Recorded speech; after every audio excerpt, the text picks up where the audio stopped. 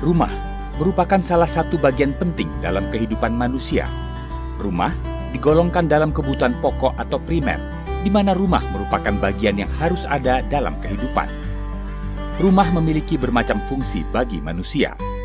Selain sebagai tempat tinggal atau hunian, rumah menjadi tempat berlindung, tempat belajar, serta tempat bersosialisasi yang penting artinya bagi sebuah keluarga.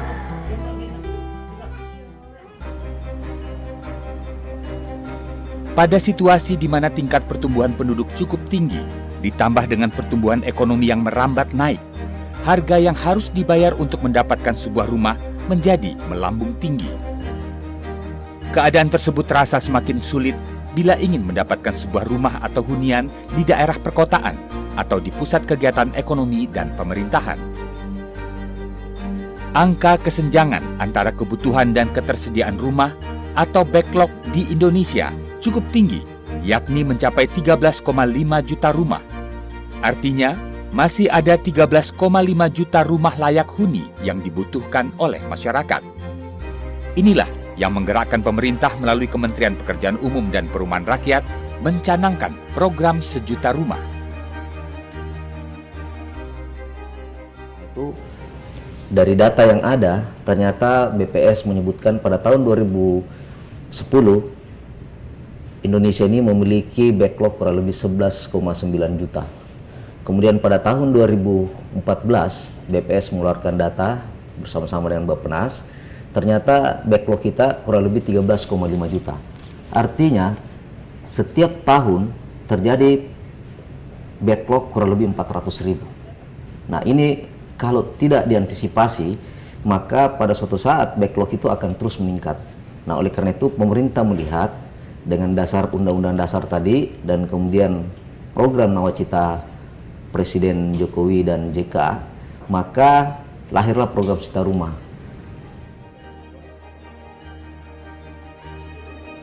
Program Sejuta Rumah merupakan implementasi pasal 28H ayat 1 Undang-Undang Dasar 1945 yang mengatur hak setiap warga negara terhadap tempat tinggal. Program Sejuta Rumah ini menyasar dua kelompok masyarakat, yaitu masyarakat berpenghasilan rendah atau MBR dan non-MBR. Di tahun 2016, pemerintah menargetkan pembangunan hunian sebanyak 700.000 rumah untuk MBR dan 300.000 rumah untuk non-MBR, yang pelaksanaannya diserahkan ke pengembang perumahan atau developer. Ada dua jenis rumah yang dibangun dalam program Sejuta Rumah ini. Pertama, bentuk rumah tapak, dan yang kedua, bentuk rumah susun. Syarat untuk memiliki rumah tapak, seseorang harus mempunyai penghasilan maksimal 4 juta rupiah setiap bulan. Jika ingin memiliki rumah susun, penghasilan per bulan tidak lebih dari 7 juta rupiah. Dengan syarat tersebut, jelas terlihat bahwa rumah tapak dan rumah susun yang diinisiasi oleh Kementerian Pekerjaan Umum dan Perumahan Rakyat memang diprioritaskan untuk masyarakat menengah ke bawah yang mempunyai penghasilan rendah. Rumah yang dibangun ini merupakan kategori rumah fasilitas likuiditas pembayaran perumahan (FLPP) atau yang lebih sering disebut sebagai rumah bersubsidi. Pemerintah memberikan subsidi dengan harga dan cicilan yang sangat terjangkau. Dengan demikian, program Sejuta Rumah ini dinilai tepat untuk memberikan kesempatan kepada para buruh, pegawai negeri sipil, serta anggota TNI dan Polri agar dapat memiliki rumah sesuai persyaratan yang ada. Ya, syaratnya itu tentu mereka tidak pernah punya rumah. Yang kedua, intinya adalah dia punya penghasilan yang bisa dijadikan acuan. Misalnya, untuk mendapatkan rumah landed atau tapak, mereka memiliki pendapatan maksimal 4 juta per bulan. Kemudian kalau ingin membeli rumah bertingkat, mempunyai pendapatan maksimal 7 juta per bulan. Ini adalah indikator atau persyaratan. Nah, tentu saja persyaratan ini perlu disampaikan kepada mereka. Mereka tidak perlu membayar uang muka 10% seperti membeli rumah menengah ke atas, cukup 1%. Yang kedua, mereka tidak perlu membayar suku bunga seperti bunga pasar yang 2 digit 11-12%, cukup 5% karena selisihnya itu akan disubsidi oleh pemerintah. Mereka juga tidak perlu khawatir membayar tinggi cicilannya. Mengapa? Karena diberikan masa tenor kurang lebih 20 tahun maksimal. Jadi dia mau percepat boleh, tapi ada batas 20 tahun. Nah, dan mereka juga diberikan sesungguhnya uang muka untuk memudahkan. Nah, ini informasi-informasi ini kan harusnya mereka terima, dan bukan hanya informasi, tapi harus bisa dilaksanakan di lapangan. Realisasi pembangunan program 1 juta rumah telah mencapai 230.802 unit rumah per Agustus 2016 atau telah mencapai 25%. Untuk mengejar target 1 juta rumah, pemerintah telah meningkatkan anggaran. Pada 2015, anggaran untuk perumahan adalah sebesar 7,7 triliun rupiah dan meningkat menjadi 8,1 triliun rupiah pada 2016. Pemerintah menetapkan batas harga jual rumah yang mendapat fasilitas pembebasan pajak pertambahan nilai atau PPN dengan harga yang dikelompokkan ke dalam 9 zona. Dengan penetapan kebijakan ini akan mempermudah masyarakat berpenghasilan rendah untuk memperoleh rumah yang layak sebagai sebuah kebutuhan pokok. Kebijakan program 1 juta rumah ini disambut baik oleh para pengembang perumahan. Mereka menilai program ini mampu menggiatkan sektor properti. Kita lihat daripada kebijakan-kebijakan atau perhatian dari pemerintah itu memang terus mendorong bagaimana sektor properti ini supaya bisa lebih bergairah, ya, lebih meningkat. Kita lihat juga pemerintah coba menurunkan suku bunga, ya, agar bisnis daripada kita lebih baik, tentunya akan pengaruh juga terhadap sektor properti. Program 1 juta rumah merupakan gerakan bersama antara pemerintah dengan dunia usaha atau pengembang dan masyarakat untuk memenuhi backlog atau kesenjangan kebutuhan perumahan yang sangat tinggi. Seluruhnya bergerak sehingga gerakan ini atau program ini bisa terrealisasi. 1 juta rumah ini program yang sangat memberikan kepada kita untuk bekerja dalam rangka mencari amal ibadah juga. Bayangkan kalau beberapa orang yang selama ini tidak memiliki rumah, kemudian dia bisa mendapatkan rumah dengan mudah dan cepat, ya. Jadi bukan hanya mudah tapi lama, tapi cepat. Maka dalam waktu yang tidak terlalu lama, saya yakin 13,5 juta ini akan tercapai. Sinergitas antara berbagai pihak seperti pemerintah pusat, pemerintah daerah, maupun pengembang perumahan menjadi jalan untuk mencapai keberhasilan program 1 juta rumah.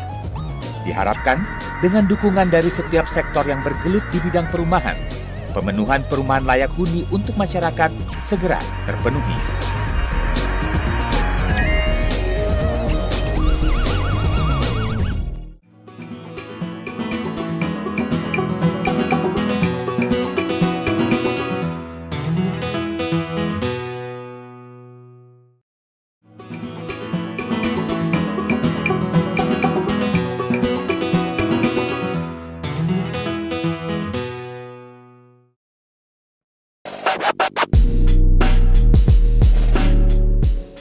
Target besar pemerintah untuk menyediakan 1 juta unit rumah tahun 2016 ini tidak akan paripurna tanpa peningkatan sinergi antara pemerintah pusat, pemerintah daerah, pengembang perumahan pemerintah dan swasta, serta bank penyedia kredit perumahan. Melalui sinergi ini akan mempermudah sekaligus mendukung percepatan pembangunan sejuta rumah. Sinergitas pemerintah dengan swasta dapat terlihat dari kebijakan hunian berimbang yang telah dikeluarkan oleh pemerintah. Berdasarkan Permen Pera nomor 10 tahun 2012, pengembang perumahan perlu mengikuti prinsip hunian berimbang, yaitu perbandingan pembangunan rumah tapak 1:2:3. Artinya setiap pembangunan 1 rumah mewah wajib diimbangi dengan 2 rumah menengah dan 3 rumah sederhana dalam satu hamparan. Atau jika tidak dalam satu hamparan, pembangunan masih dalam satu wilayah kabupaten kota. Melalui konsep ini, pengembang perumahan diharuskan untuk membangun rumah murah yang tentunya terjangkau oleh masyarakat berpenghasilan rendah.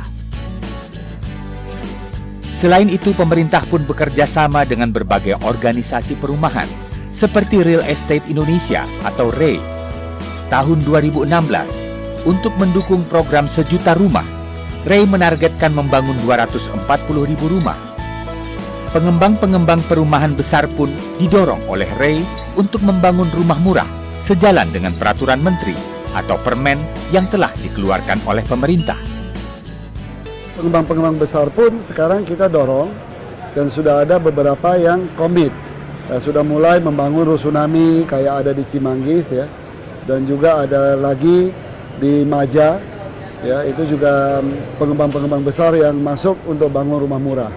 Nah, jadi komitmen ini juga terus bergulir ya, yang dimana kita lihat bahwa komitmen pengembang itu dari dulu sampai sekarang itu cukup konsisten lah dalam hal bagaimana mensukseskan program sejuta rumah ini.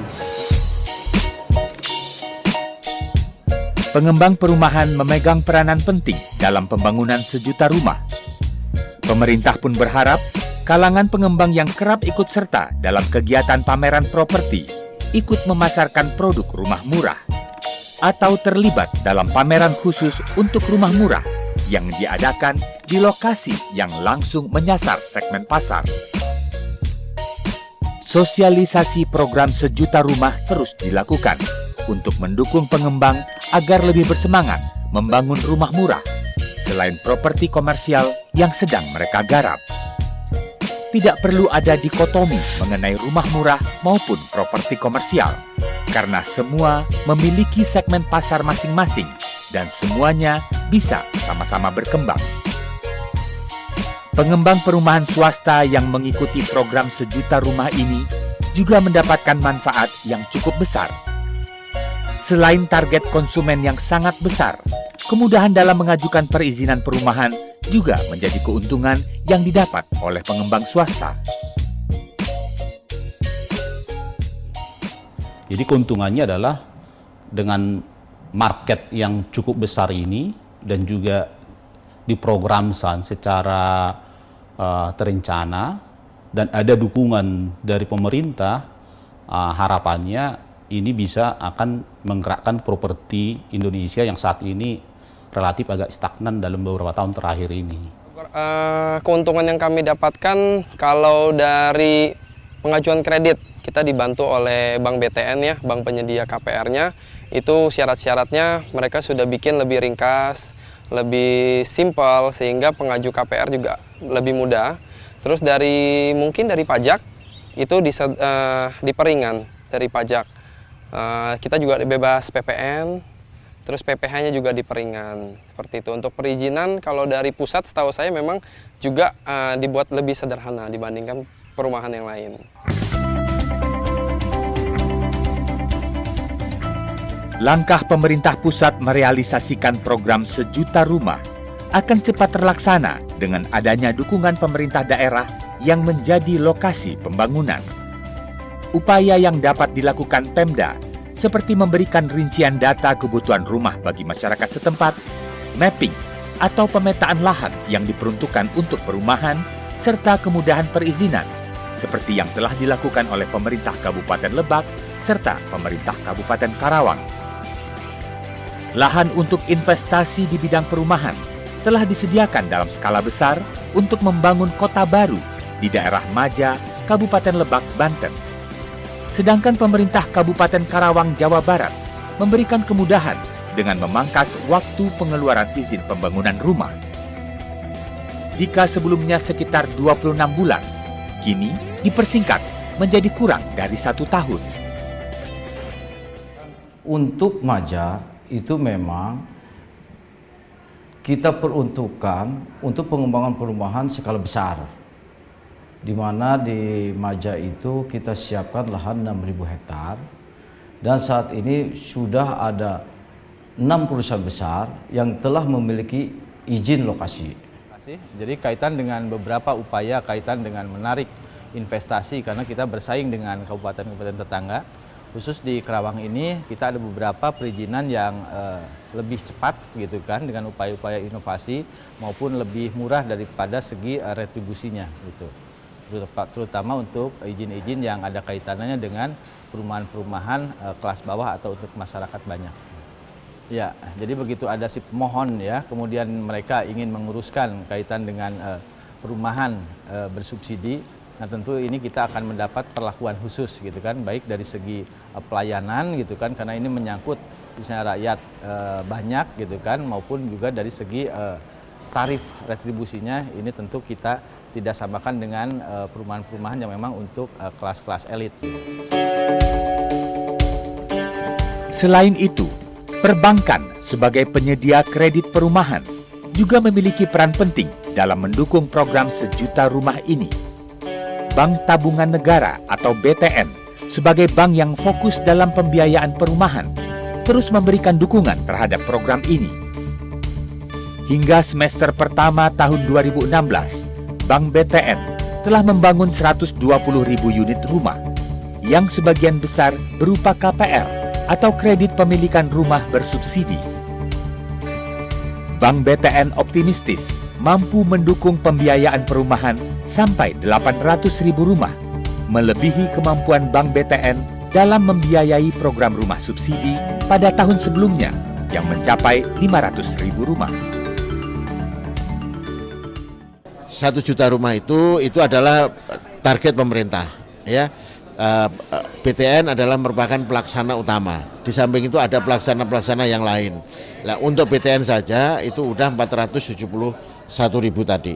Pemerintah secara keseluruhan itu kurang lebih hampir 560-an. Jadi kita hampir 90% itu didominasi oleh realisasi Bank BTN. Mekanisme kepemilikan rumah telah diatur dan ditetapkan sedemikian rupa sehingga tidak memberatkan masyarakat. Bagi yang ingin memperoleh rumah subsidi, harus memenuhi beberapa persyaratan umum, seperti penghasilan tetap maupun tidak tetap tidak lebih dari 4 juta rupiah per bulan. Pemohon dan pasangan belum atau tidak memiliki rumah yang dibuktikan dengan surat keterangan dari kepala desa setempat. Pemohon belum pernah menerima subsidi perumahan, memiliki nomor pokok wajib pajak atau NPWP, serta menyerahkan fotokopi SPT tahunan PPh orang pribadi atau surat pernyataan bahwa penghasilan yang bersangkutan tidak melebihi batas persyaratan. Setelah semua persyaratan lengkap, masyarakat sebagai pemohon dipersilakan untuk menyerahkan kelengkapan dokumen ke pengembang yang akan meneruskannya kepada bank pelaksana. Bagi pemohon yang lolos verifikasi, akan melaksanakan akad kredit berupa fasilitas likuiditas pembiayaan perumahan FLPP melalui kredit pemilikan rumah atau KPR. Setelah serah terima, maka rumah wajib dihuni.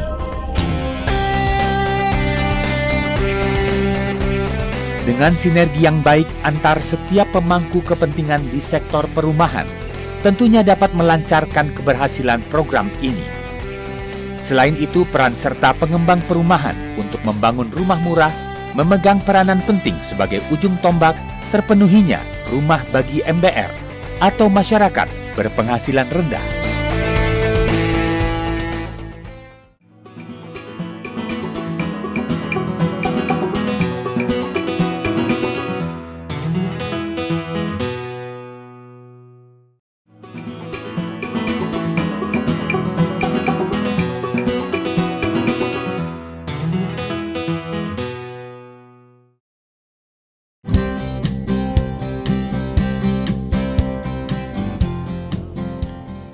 Pengembang perumahan memiliki peran sentral dalam suksesnya program ini. Mereka harus didorong serta mendapatkan fasilitas untuk membangun rumah murah bagi masyarakat berpenghasilan rendah. Pengembang menjadi tiang utama pencapaian target 1 juta rumah pada tahun 2016. Seperti realisasi pembangunan rumah murah yang dibangun oleh pengembang perumahan di kawasan Kota Baru Maja, Kabupaten Lebak, Banten.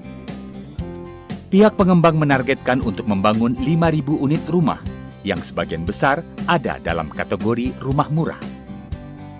Tipe rumah murah yang dibangun di kawasan Maja ini mulai dari tipe 2260 sampai tipe 3672 dengan harga mulai dari 146 juta rupiah. Pembangunan rumah murah ini diyakini akan membantu menghidupkan sektor perekonomian di kawasan sekitar. Ini kalau semua punya mindset yang sama, dari pusat sampai ke daerah dan juga semua stakeholder, ini suatu peluang yang sangat besar untuk diwujudkan. Dengan program 1 juta rumah kan bisa menggerakkan banyak sektor real, ya kan? Seperti kita tahu, properti itu adalah suatu lokomotif yang bisa menggerakkan ratusan katanya sektor real. Jadi efeknya adalah kepada ekonomi yang akan bertumbuh, ya, kepada arah yang lebih positif dan menggerakkan sektor-sektor lain bersamaan bergeraknya dengan properti itu sendiri. Hal senada juga dilaksanakan oleh pengembang perumahan Batara dengan membangun sekitar 1.200 unit rumah murah seharga 130 juta rupiah. Pengembang perumahan ini melihat potensi market yang besar dari program 1 juta rumah. Bisa dibilang karena kita ingin membantu pemerintah untuk mewujudkan nawacita ya yang telah dihimbau oleh Presiden kita, ingin merumahkan, istilahnya memberikan rumah kepada masyarakat, terlebih masyarakat berpenghasilan rendah. Jadi kita punya tujuan, kita pengen coba bantu pemerintah mewujudkan itu. Di samping itu memang marketnya ini cukup besar, kita dari sisi bisnis kita melihat ini cukup baik, oleh karena itu kita terjun ke dalam bisnis ini. Selain pengembang swasta, Badan Usaha Milik Negara atau BUMN bidang perumahan, yaitu Perumnas, juga menargetkan pembangunan sekitar 30.000 rumah untuk mendukung program 1 juta rumah. Dari total target tersebut, sebanyak 15.000 unit dibangun berupa rumah susun atau setara dengan 64 tower. Sedangkan sisanya atau 15.000 unit dibangun untuk rumah tapak.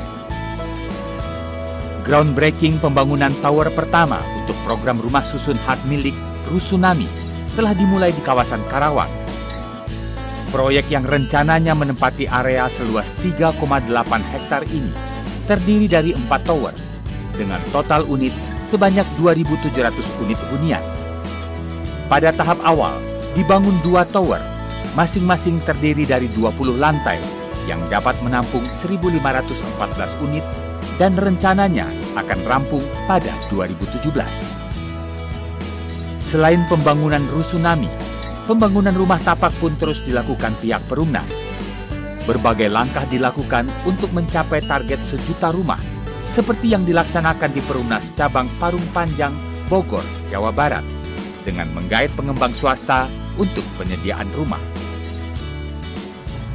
Kurang lebih yang 1.137 itu di Sentraland ya, yang merupakan kerjasama Perumnas dengan PT Cahasi Subrasari. Kemudian untuk yang reguler yang saya pegang sendiri itu 500-an unit yang sudah terbangun.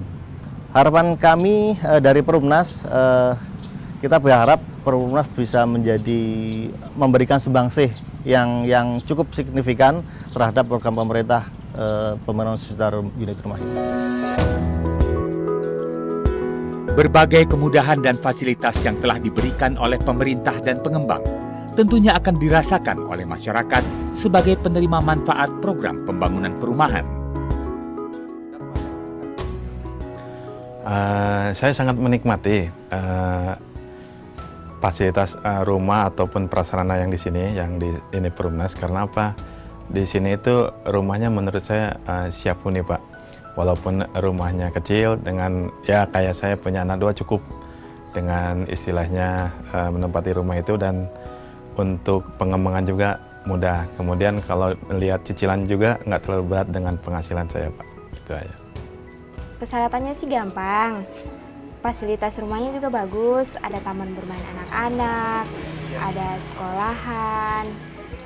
Rumahnya juga langsung layak dihuni. Terus cicilannya sih yang penting-penting, cicilannya menjangkau lah, diterjangkau gitu.